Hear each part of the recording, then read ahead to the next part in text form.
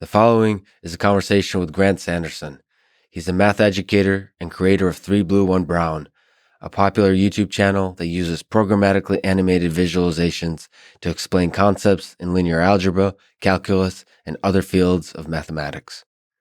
This is the Artificial Intelligence Podcast. If you enjoy it, subscribe on YouTube, give it 5 stars on Apple Podcasts, follow on Spotify, support on Patreon, or simply connect with me on Twitter at Lex Fridman, spelled Fridman. I recently started doing ads at the end of the introduction. I'll do 1 or 2 minutes after introducing the episode and never any ads in the middle that can break the flow of the conversation. I hope that works for you and doesn't hurt the listening experience. This show is presented by Cash App, the #1 finance app in the App Store. I personally use Cash App to send money to friends, but you can also use it to buy, sell, and deposit Bitcoin in just seconds.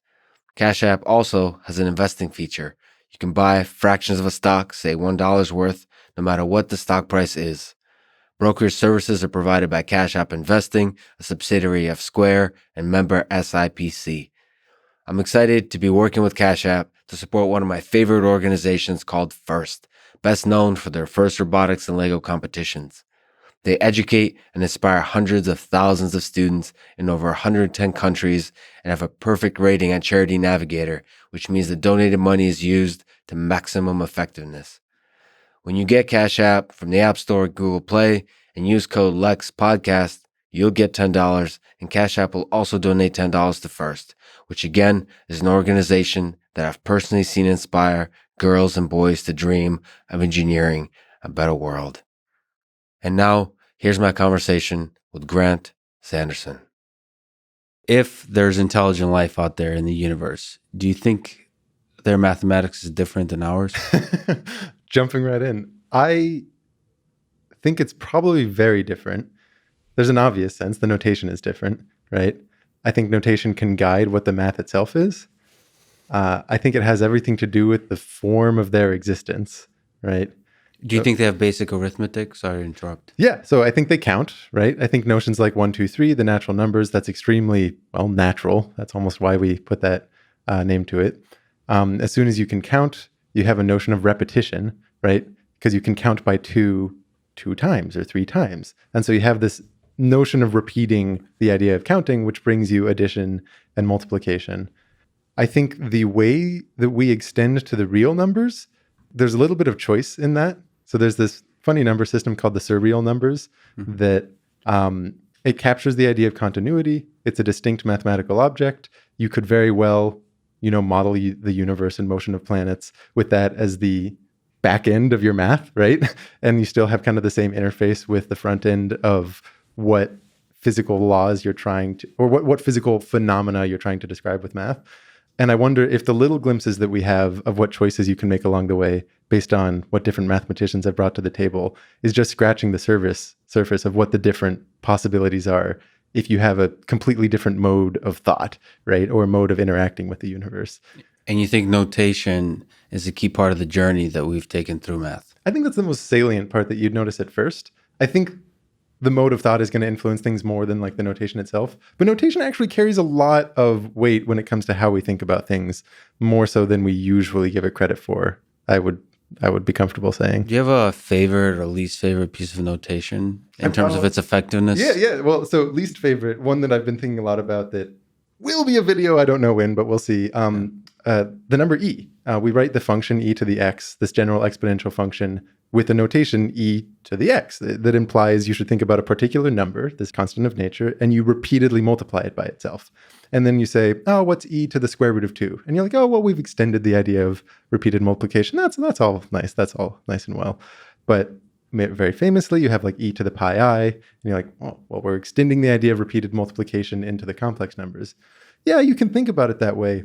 In reality, I think that it's just the wrong way of notationally representing this function, the exponential function, which itself could be represented a number of different ways. You can think about it in terms of the problem it solves, a certain very simple differential equation, which often yields way more insight than trying to twist the idea of repeated multiplication, like take its arm and put it behind its back and throw it on the desk and be like, you will apply to complex numbers, right? I don't think that's pedagogically helpful.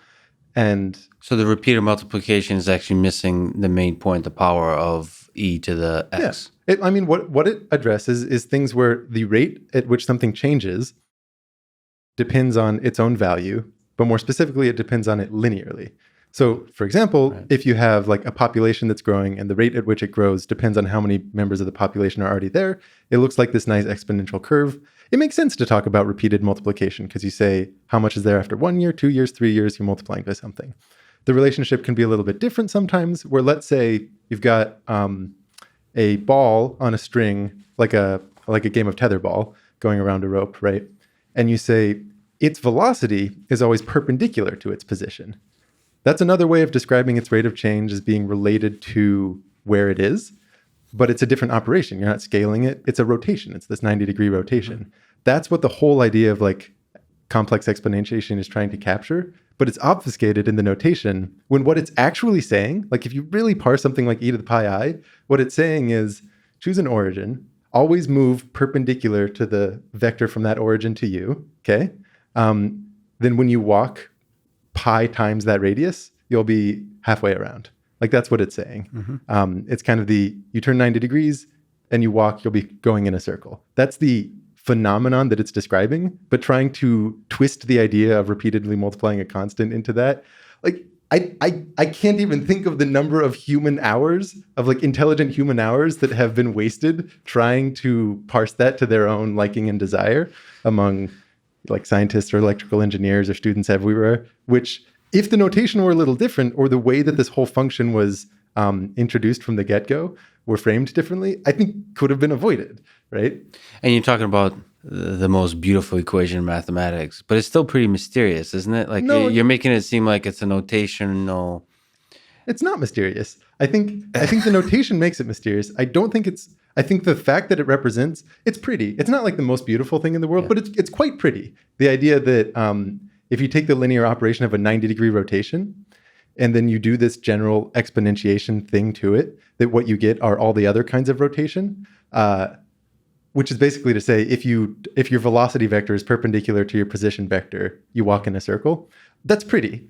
It's not the most beautiful thing in the world, but it's quite pretty. The beauty of it, I think, comes from perhaps the awkwardness of the notation somehow still nevertheless coming together nicely, because you have like several disciplines coming together in a single equation. Well, I think in a sense, like historically speaking, that's true. You've got, so like the number e is significant. It shows up in probability all the time. It like shows up in calculus all the time. It is significant. You're seeing it sort of mated with pi, this geometric constant, and I, like the imaginary number and such.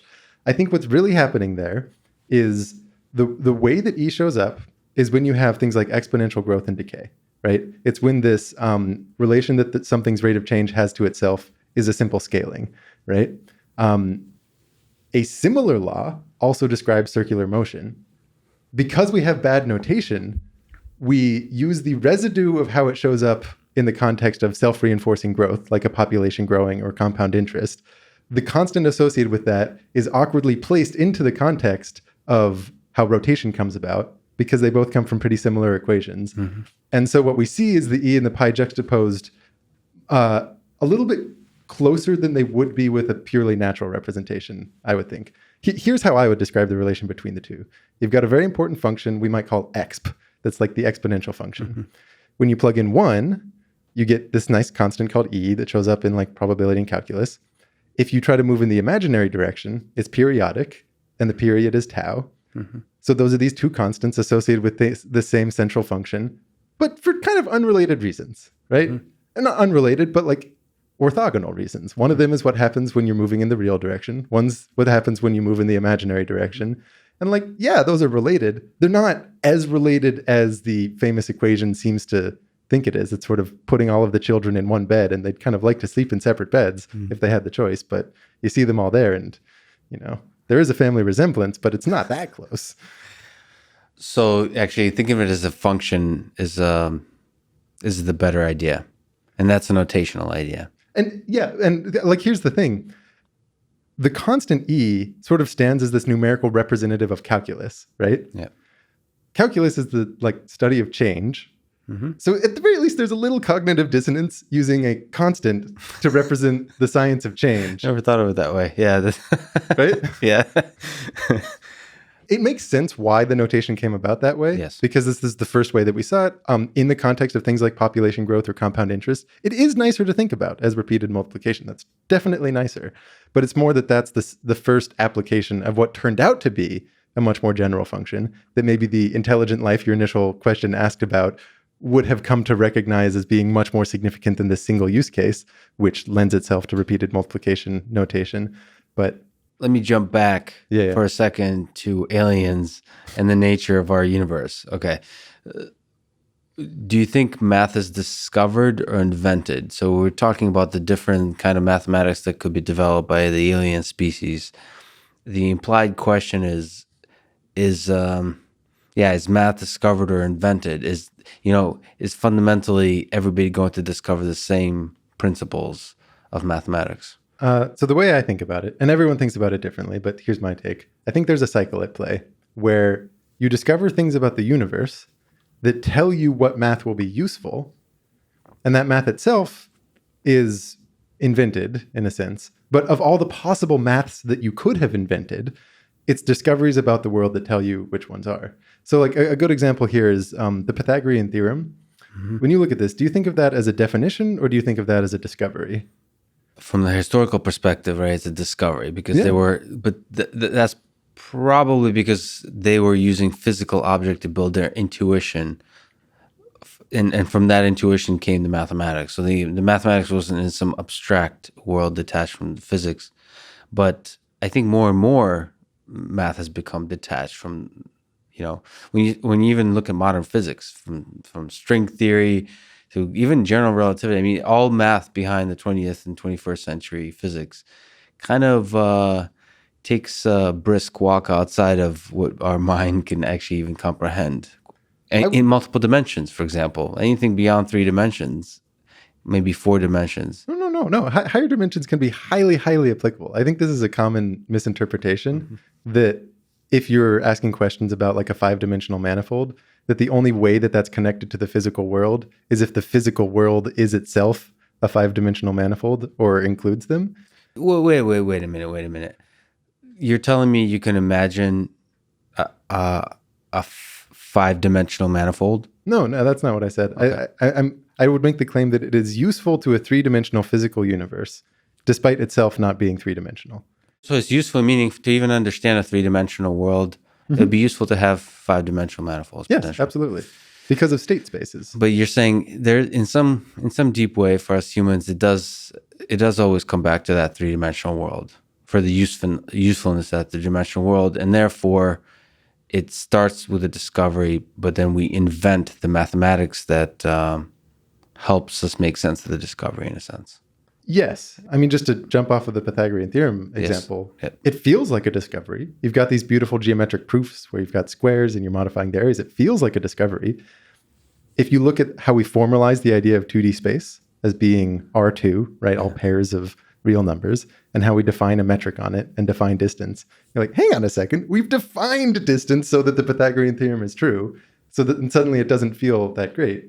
But I think what's going on is the thing that informed us what metric to put on R2, to put on our abstract representation of 2D space, came from physical observations.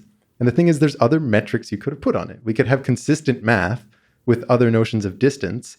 It's just that those pieces of math wouldn't be applicable to the physical world that we study because they're not the ones where the Pythagorean theorem holds. So we have a discovery, a genuine bona fide discovery that informed the invention of an abstract representation of 2D space that we call R2 and things like that. And then from there, you just study R2 as an abstract thing that brings about more ideas and inventions and mysteries, which themselves might yield discoveries. Those discoveries might give you insight as to what else would be useful to invent, and it kind of feeds on itself that way. That's how I think about it. So it's not an either or. It's not that math is one of these or it's one of the others. At different times, it's playing a different role. So then let me ask the Richard Feynman question then along that thread is, what do you think is the difference between physics and math? There's a giant overlap. There's a kind of intuition. that physicists have about the world that's perhaps outside of mathematics. It's this mysterious art that they seem to possess. We humans generally possess. And then there's the beautiful rigor of mathematics that allows you to, just like as we were saying, invent frameworks of understanding our physical world. So what do you think is the difference there, and how big is it? Well, I think of math as being the study of like abstractions over patterns and pure patterns in logic. And then physics is obviously grounded in a desire to understand the world that we live in. Yeah. I think you're going to get very different answers when you talk to different mathematicians because there's a wide diversity in types of mathematicians. There are some who are motivated very much by pure puzzles.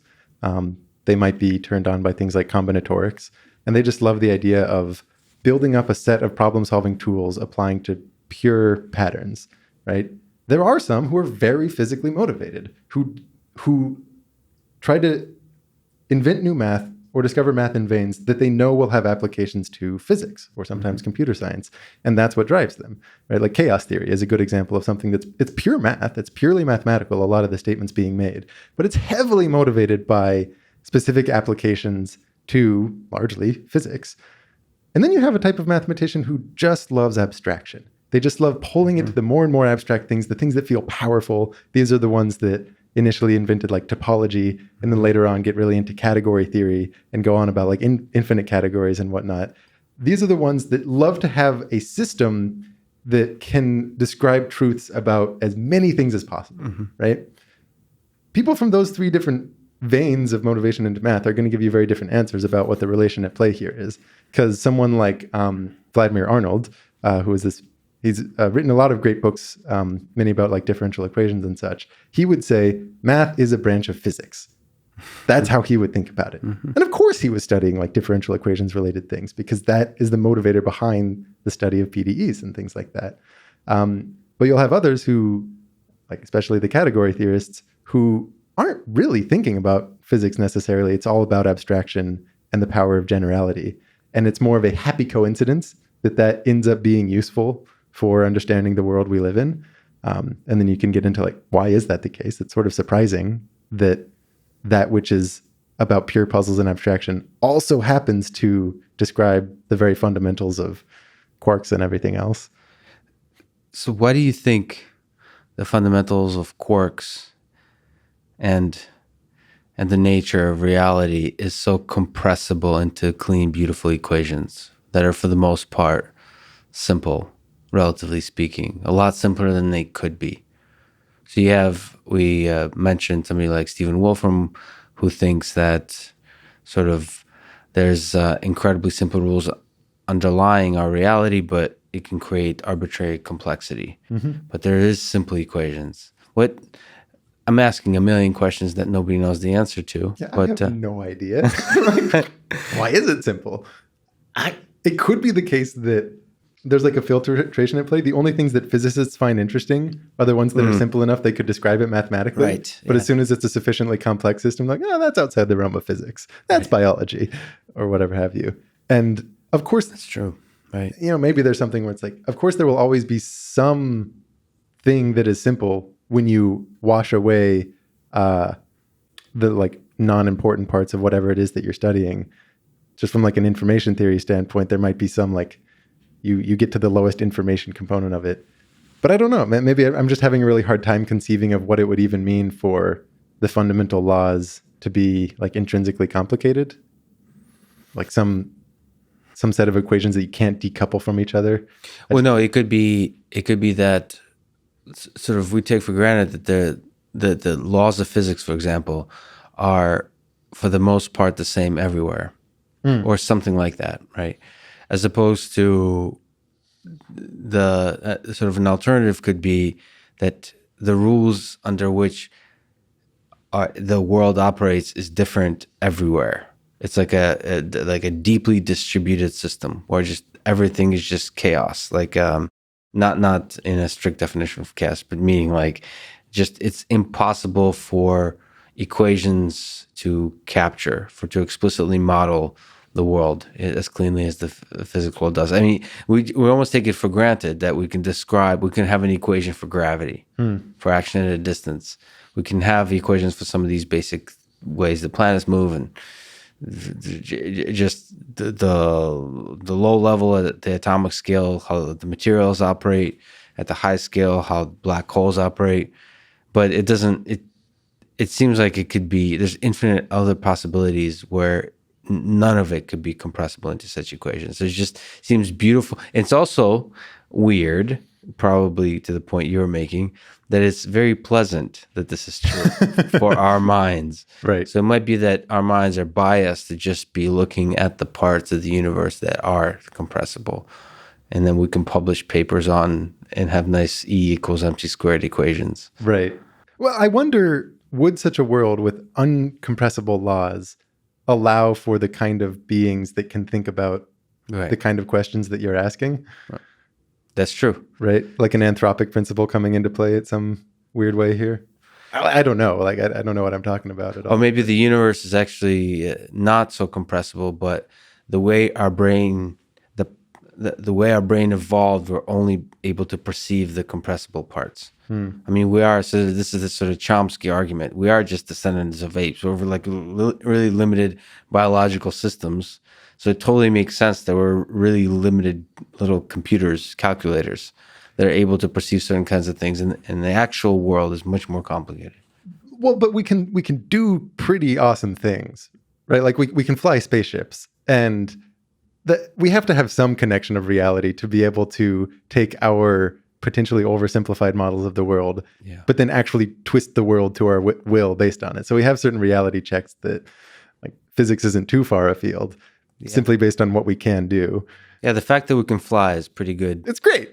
Yeah, it's a pretty good proof of concept that the laws we're working with are working well. So I mentioned to the internet that I'm talking to you, and so the internet gave some questions. So I apologize for these, but do you think we're living in a simulation, that the universe is a computer, or the universe is a computation running on a computer? It's conceivable. What I don't buy is, you'll have the argument that, well, let's say that it was the case that you can have simulations, then the simulated world would itself eventually get to a point where it's running simulations. Yes. And then the second layer down would create a third layer down, and on and on and on. So probabilistically, you just throw a dart at one of those layers, we're probably in one of the simulated layers. Mm-hmm. I think if there's some sort of limitations on, like, the information processing of whatever the physical world is, like, it quickly becomes the case that you have a limit to the layers that could exist there, because, like, the resources necessary to simulate a universe like ours clearly is a lot, just in terms of the number of bits at play. And so then you can ask, well, what's more plausible? That there's an unbounded capacity of information processing in whatever the, like, highest up level universe is, or that there's some bound to that capacity, which then limits, like, the number of levels available. How do you place some kind of probability distribution on, like, what the information capacity is? I have no idea. But I don't like, people almost assume a certain uniform probability over all of those meta layers that could conceivably exist, when it's a little bit like a Pascal's wager on, like, you're not giving a low enough prior to the mere existence of that infinite set of layers. Yeah, that's true. But it's also very difficult to contextualize the amount. So the amount of information processing power required to simulate, like, our universe seems like amazingly huge. But you can always raise 2 to the power of that. Yeah, exactly. So, like, numbers get big. And we're easily humbled by basically everything around us. So it's very difficult to kind of make sense of anything, actually, when you look up at the sky and look at the stars and the immensity of it all, to make sense of us, the smallness of us, the unlikeliness of everything that's on this earth coming to be. Then you could basically, anything could be, all laws of probability go out the window to me, because I guess because the amount of information under which we're operating is very low. We basically know nothing about the world around us, relatively speaking. Right. And so when I think about the simulation hypothesis, I think it's just fun to think about it. But it's also, I think there is a thought experiment, kind of interesting to think of the power of computation, where the limits of a Turing machine, sort of the limits of our current computers. When you start to think about artificial intelligence, how far can we get with computers? Mm-hmm. And that's kind of where the simulation hypothesis is useful to me as a thought experiment. Is the universe just a computer? Is it just a computation? Is all of this just a computation? And sort of the same kind of tools we apply to analyzing algorithms, can that be applied? If we scale further and further and further, will the arbitrary power of those systems start to create some interesting aspects that we see in our universe? Or is something fundamentally different needs to be created? Well, it's interesting that in our universe, it's not arbitrarily large, the power, that you can place limits on, for example, how many bits of information can be stored per unit area, right? Like all of the physical laws, you've got general relativity and like quantum coming together to give you a certain limit on how many bits you can store within a given range before it collapses into a black hole. Like the idea that there even exists such a limit is at the very least thought-provoking, when naively you might assume, oh, well, technology could always get better and better. We could get cleverer and cleverer, and you could just cram as much information as you want into like a small unit of space. That makes me think it's at least plausible that whatever the highest level of existence is doesn't admit too many simulations or ones that are at the scale of complexity that we're looking at. Obviously, it's just as conceivable that they do and that there are many, but I guess what I'm channeling is the surprise that I felt upon learning that fact, that that information is physical in this way. It's that there's a finiteness to it. Okay, let me just even go off on that from a mathematics perspective and a psychology perspective. Are you psychologically comfortable with the concept of infinity? I think so. Are you okay with it? I'm pretty okay, yeah. Are you okay? No, not really. It doesn't make any sense to me. I don't know. Like how many possible words do you think could exist that are just like strings of letters? So that's a sort of mathematical statement that's beautiful, and we use infinity in basically everything we do in science, math, and engineering. Yes, but you said exist. The question is, you said letters or words? I said words. Words. To bring words into existence, to me, you have to start like saying them or like writing them or like listing them. That's an instantiation. Okay. How many abstract words exist? Well, the idea of abstract. Yeah. The idea of abstract notions and ideas. I think we should be clear on terminology.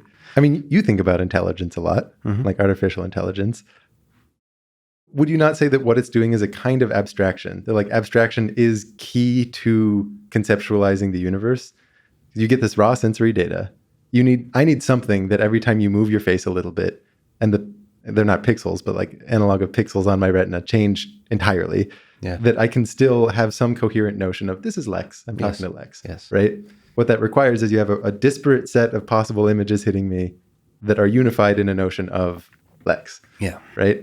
That's a kind of abstraction. It's a thing that could apply to a lot of different images that I see, and it represents it in a much more compressed way, and one that's like much more resilient to that. I think in the same way, if I'm talking about infinity as an abstraction, I don't mean non-physical, woo-woo, like ineffable or something. What I mean is it's something that can apply to a multiplicity of situations that share a certain common attribute, in the same way that the images of like your face on my retina share enough common attributes that I can put this single notion to it. Like in that way, infinity is an abstraction, and it's very powerful. And it's only through such abstractions that we can actually understand like the world and logic and things. And in the case of infinity, the way I think about it, the key entity is the property of always being able to add one more. Or like no matter how many words you can list, you just throw an A at the end of one and you have another conceivable word. Yes. You don't have to think of all the words at once. It's that property, I could always add one more, that gives it this nature of infinityness, in the same way that there's certain like properties of your face that give it the Lex-ness, right?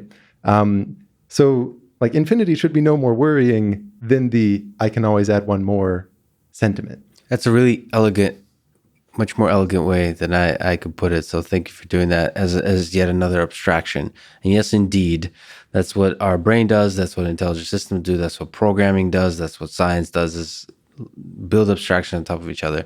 And yet there is, at a certain point, abstractions that go into the quote woo, right? Sort of, and because we're now, it's like we built this stack of, the only thing that's true is the stuff that's on the ground. Everything else is useful for interpreting this stuff.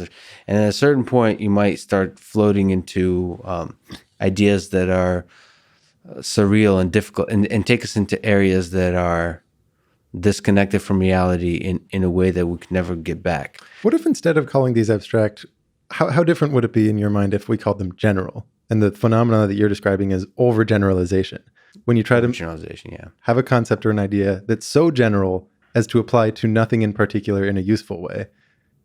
Does that map to what you're thinking of when you think of... First of all, I'm playing a little just for the fun of it. Yeah, devil's advocate. And I think our cognition, our mind is unable to visualize. So you do some incredible work with visualization and video. I think infinity is very difficult to visualize for our mind. We can delude ourselves into thinking we can visualize it, but we can't. I would venture to say it's very difficult. And so there's some concepts in mathematics, like maybe multiple dimensions, we could sort of talk about it, that are impossible for us to truly intuit. And it just feels dangerous to me to use these as part of our toolbox of abstractions. On behalf of your listeners, I almost fear we're getting too philosophical, right? No, heck no, heck no. But I think to that point, for any particular idea like this, there's multiple angles of attack. I think when we do visualize infinity, what we're actually doing, you write ... right? Yeah. 1, 2, 3, 4, ... right? Those are symbols on the page that are insinuating a certain infinity. What you're capturing with a little bit of design there is the I can always add one more property, right? Yes. I think I'm just as uncomfortable with you are if you try to concretize it so much that you have a bag of infinitely many things that I actually think of, no, not 1, 2, 3, 4, ... 1, 2, 3, 4, 5, 6, 7, 8. I try to get them all in my head, and you realize, your brain would literally collapse into a black hole. All of that, and I honestly feel this with a lot of math that I try to read, where I don't think of myself as like particularly good at math. In some ways, like I get very confused often when I am going through some of these texts, and often what I'm feeling in my head is like, this is just so damn abstract. I just can't wrap my head around it. I just want to put something concrete to it that makes me understand. And I think a lot of the motivation for the channel is channeling that sentiment of, a lot of the things that you're trying to read out there, it's just so hard to connect to anything that you spend an hour banging your head against a couple of pages and you come out not really knowing anything more other than some definitions maybe and a certain sense of self-defeat, right? One of the reasons I focus so much on visualizations is that I'm a big believer in, I'm sorry, I'm just really hampering on this idea of abstraction, being clear about your layers of abstraction. Yes. Right? It's always tempting to start an explanation from the top to the bottom. Okay. You give the definition of a new theorem. You're like, this is the definition of a vector space, for example. That's how we'll start our course. These are the properties of a vector space. First, from these properties, we will derive what we need in order to do the math of linear algebra or whatever it might be. I don't think that's how understanding works at all.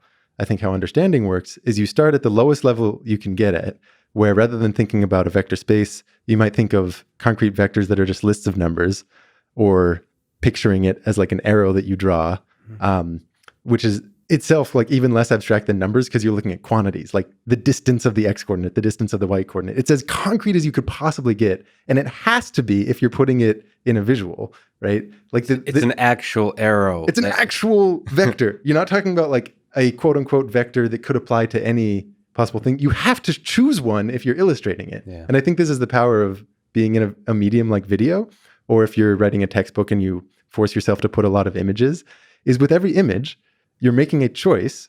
With each choice, you're showing a concrete example. With each concrete example, you're aiding someone's path to understanding. I'm sorry to interrupt you, but you just made me realize that that's exactly right. So the visualizations you're creating, while you're sometimes talking about abstractions, the actual visualization is an explicit low-level example. Yes.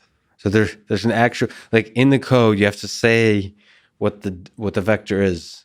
What's the direction of the arrow? What's the magnitude of yeah. So you're going, the visualization itself is actually going to the bottom of that. I think that's very important. I also think about this a lot in writing scripts, where even before you get to the visuals, the first instinct is to, I don't know why, I just always do. I say the abstract thing, I say the general definition, the powerful thing, and then I fill it in with examples later. Always, it will be more compelling and easier to understand when you flip that. And instead, you let someone's brain do the pattern recognition. You just show them a bunch of examples. The brain is going to feel a certain similarity between them. Then by the time you bring in the definition, or by the time you bring in the formula, it's articulating a thing that's already in the brain that was built off of looking at a bunch of examples with a certain kind of similarity.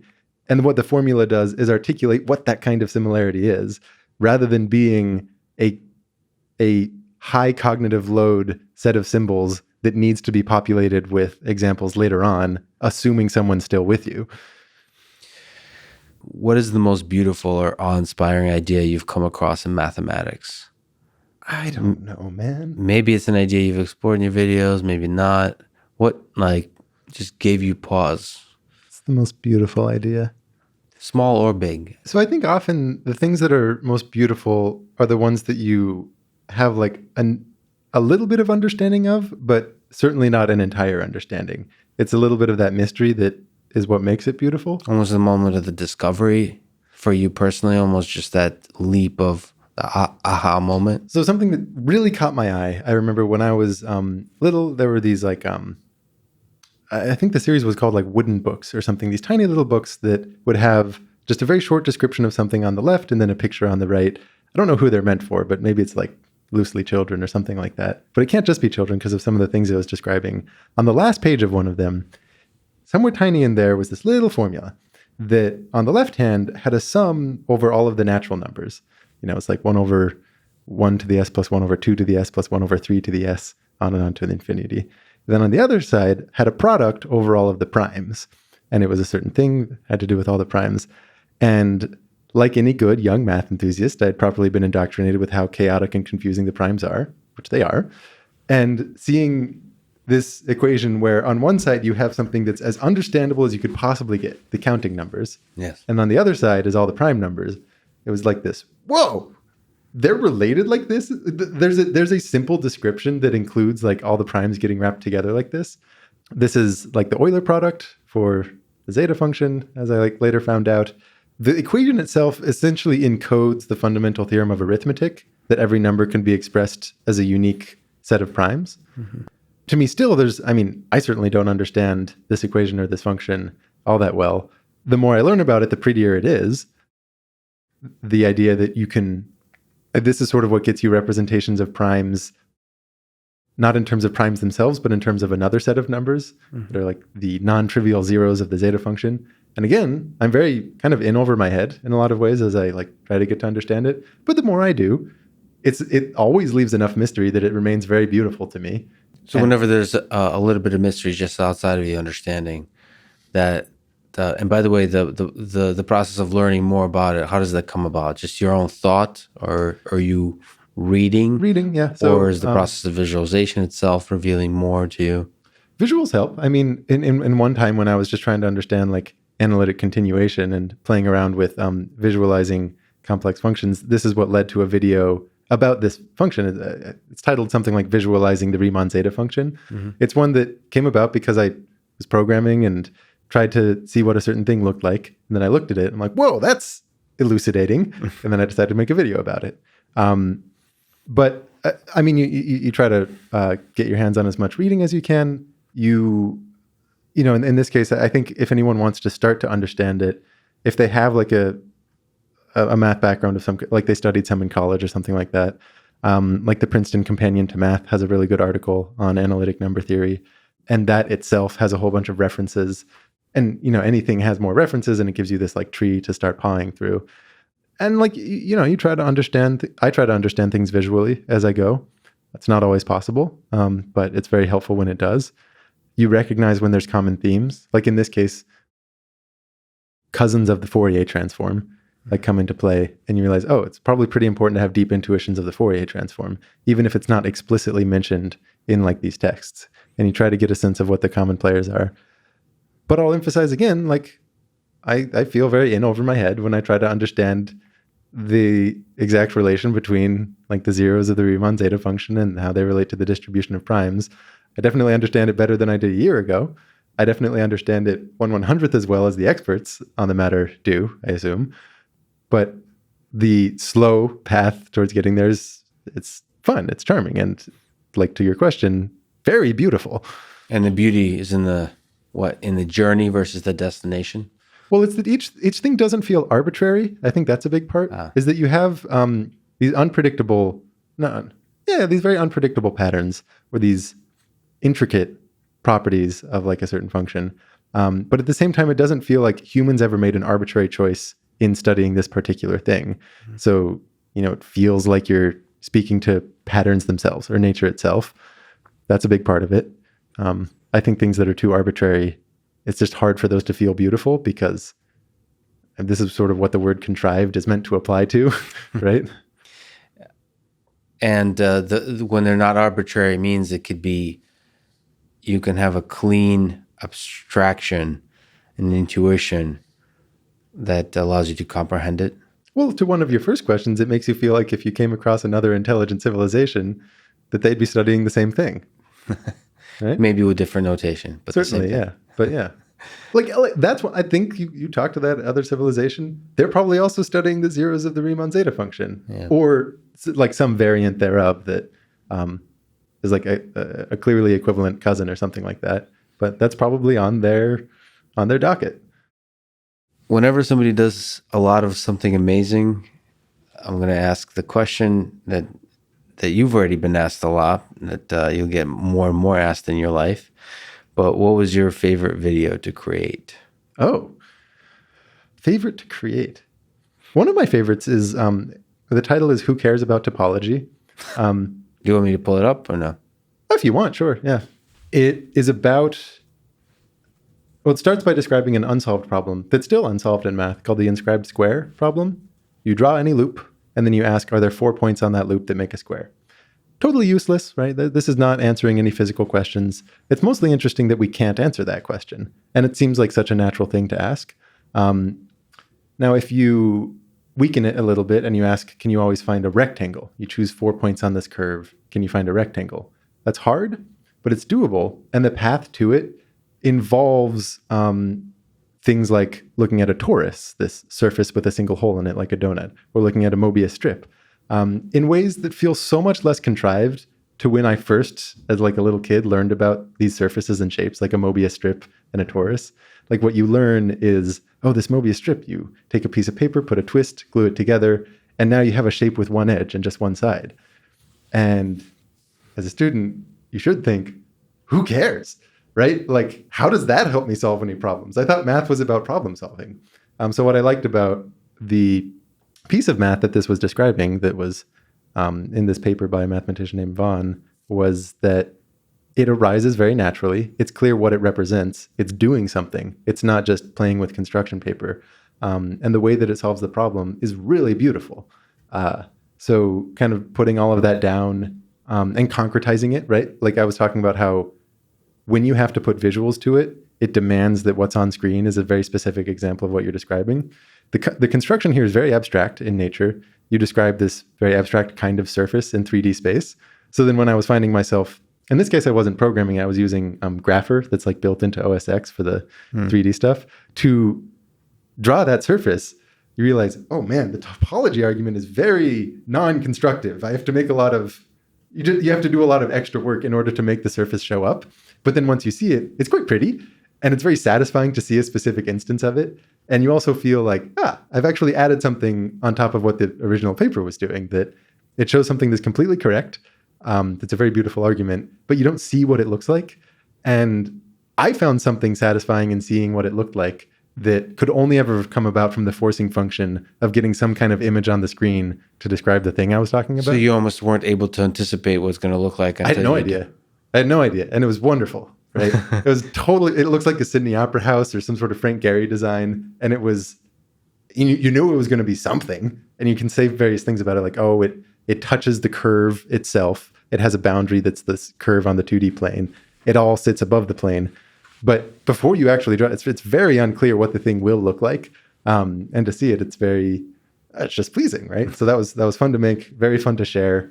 I hope that it has elucidated for some people out there where these constructs of topology come from, that it's not arbitrary play with construction paper. So I think this is a good sort of example to talk a little bit about your process. So you have a list of ideas. Mm-hmm.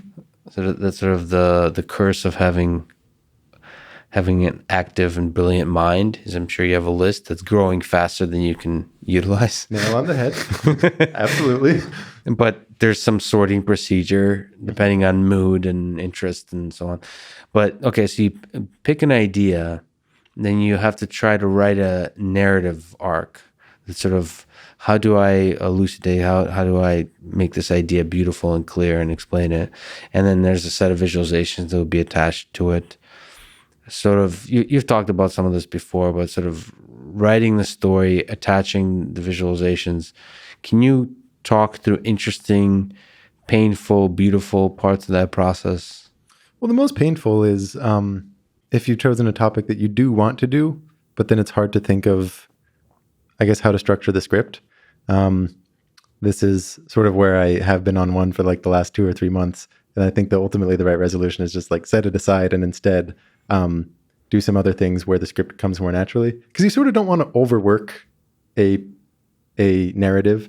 Right? The more you've thought about it, the less you can empathize with the student who doesn't yet understand the thing you're trying to teach. Who is the judger in your head? Sort of the person, the creature, the essence that's saying this sucks or this is good. And you mentioned kind of the student you're thinking about.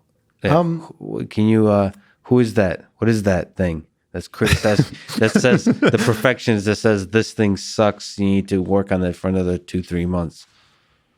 I don't know. I think it's my past self. I think that's the entity that I'm most trying to empathize with. Is like you take who I was, because that's kind of the only person I know. Like you don't really know anyone other than versions of yourself. So I start with the version of myself that I know who doesn't yet understand the thing, right? And then I just try to view it with fresh eyes, a particular visual or a particular script. Like, is this motivating? Does this make sense?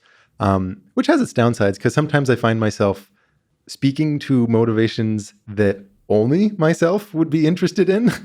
I don't know, like I did this project on quaternions where what I really wanted was to understand, what are they doing in 4 dimensions? Can we see what they're doing in 4 dimensions, right? And I had a way of thinking about it that really answered the question in my head, that made me very satisfied in being able to think about concretely with a 3D visual, what are they doing to a 4D sphere? And so I'm like, great, this is exactly what my past self would have wanted, right? And I make a thing on it. And I'm sure it's what some other people wanted too. But in hindsight, I think most people who want to learn about quaternions are like robotics engineers or graphics programmers who want to understand how they're used to describe 3D rotations.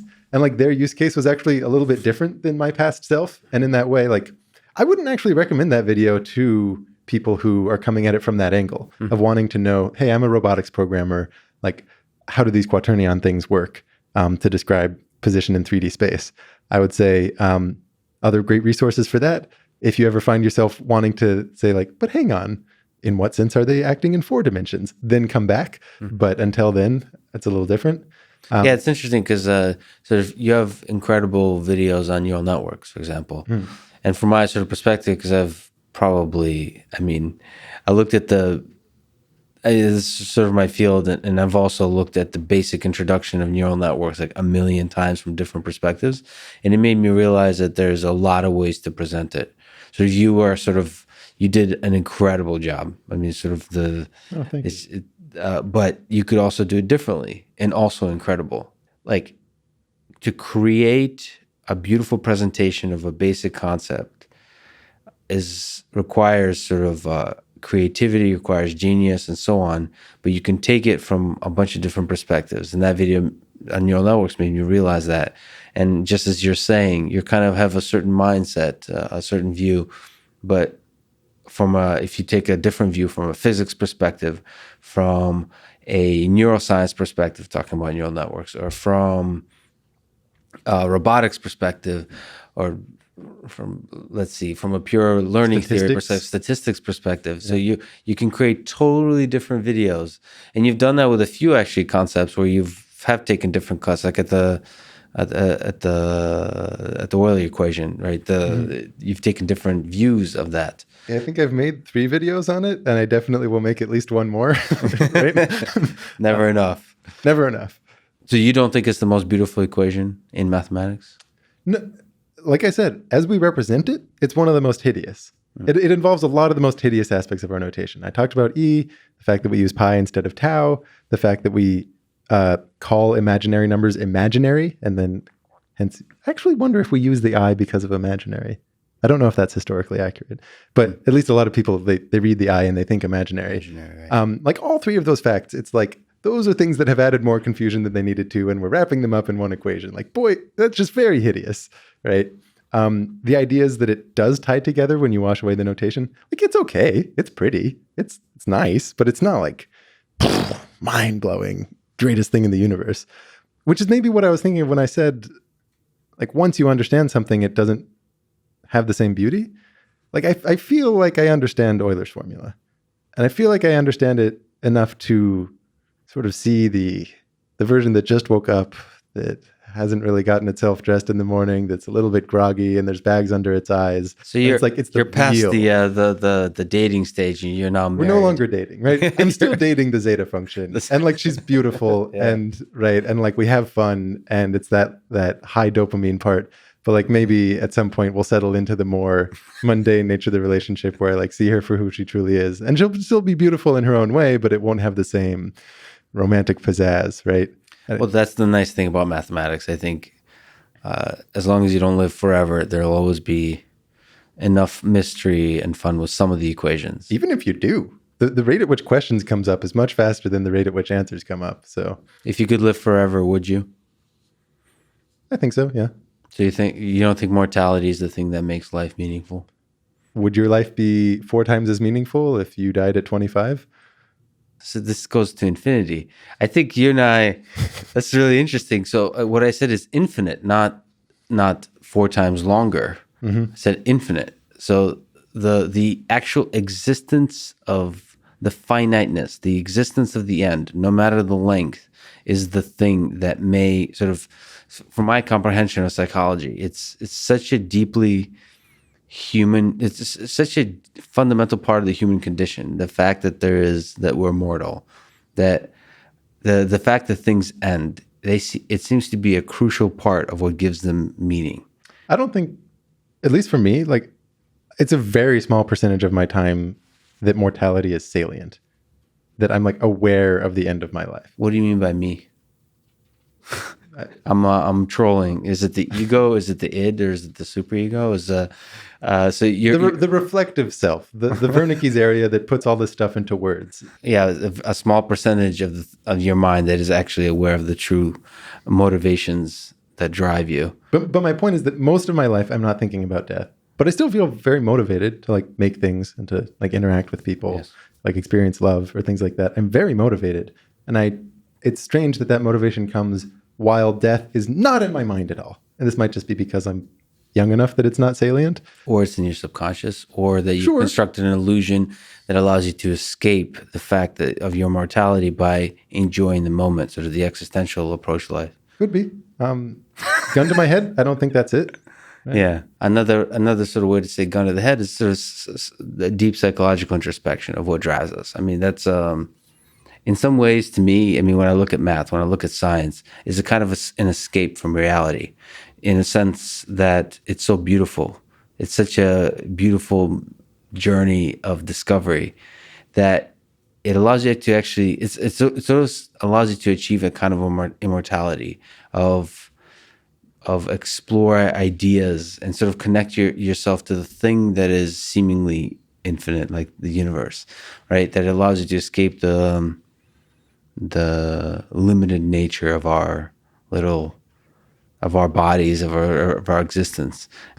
what else would give this podcast meaning? That's right. If not the fact that it will end. This place closes in 40 minutes. And it's so much more meaningful for it.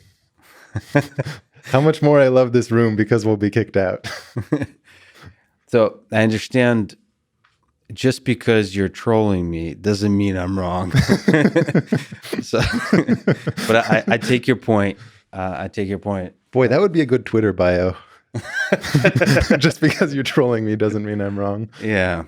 And sort of difference in backgrounds. I'm a bit Russian, so we're a bit melancholic and seem to maybe assign a little too much value to suffering and mortality and things like that.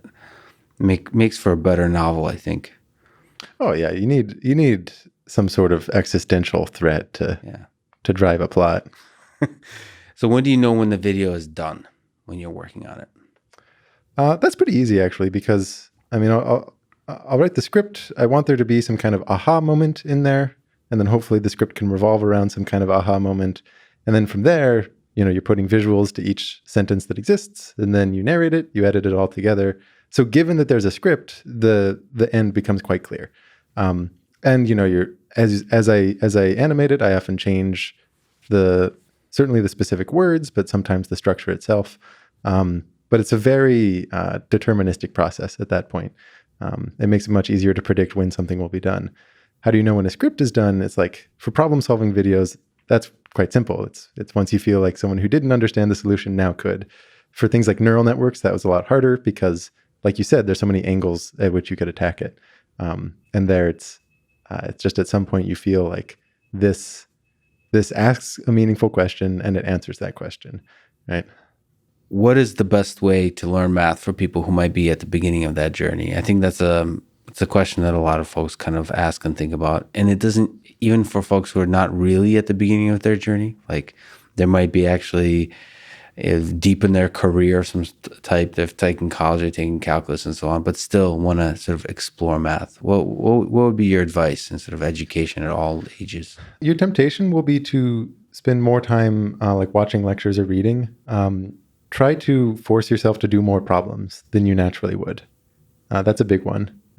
Like the focus time that you're spending should be on like solving specific problems and seek entities that have well-curated lists of problems. So go into like a textbook almost, and the problems in the back of a textbook kind of thing, back of a chapter. So if you can, take a little look through those questions at the end of the chapter before you read the chapter. A lot of them won't make sense. Some of them might, and those are the best ones to think about. A lot of them won't, but just, take a quick look and then read a little bit of the chapter and then maybe take a look again and things like that.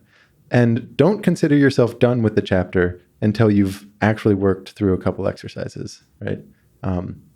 And this is so hypocritical, right? Because I like put out videos that pretty much never have associated exercises. I just view myself as a different part of the ecosystem, which means I'm kind of admitting that you're not really learning, or at least this is only a partial part of the learning process if you're watching these videos.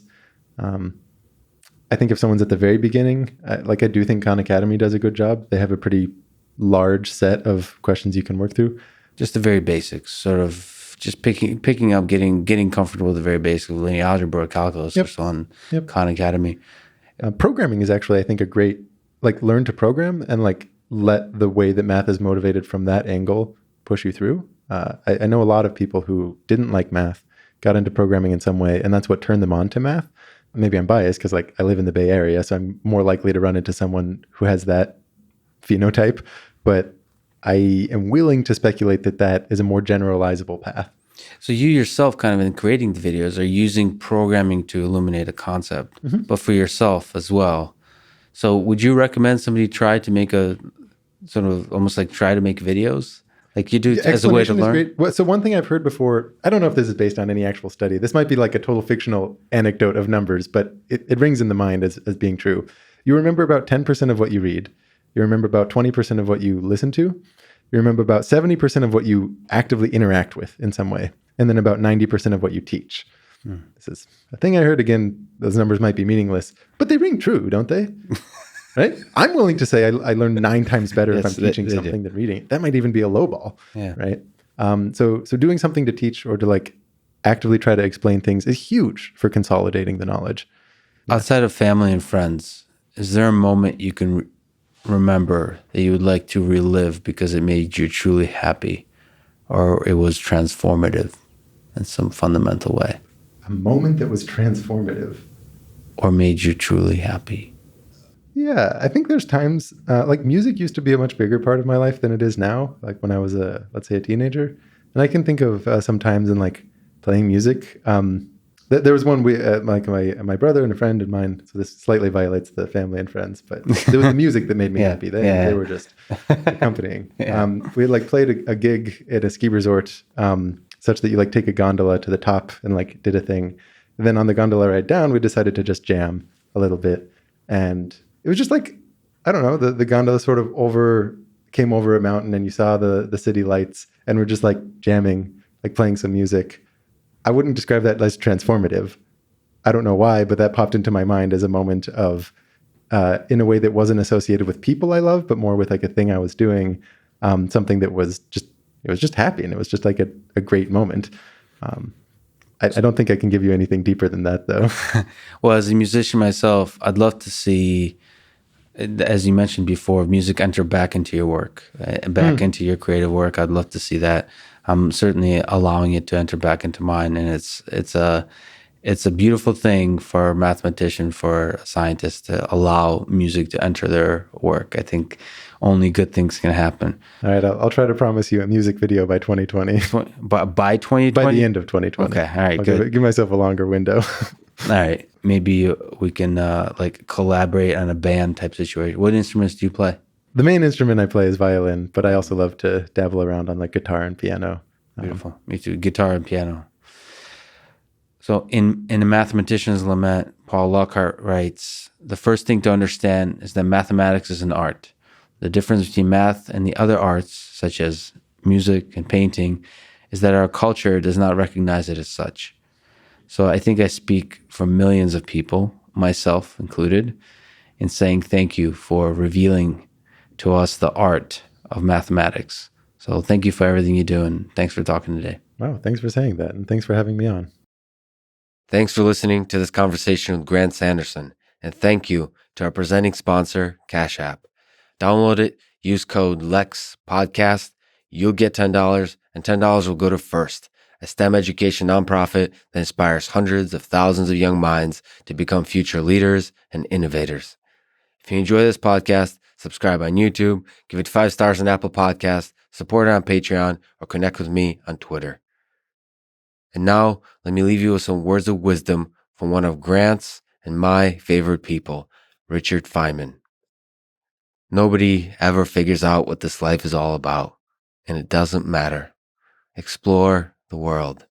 Nearly everything is really interesting if you go into it deeply enough. Thank you for listening, and hope to see you next time.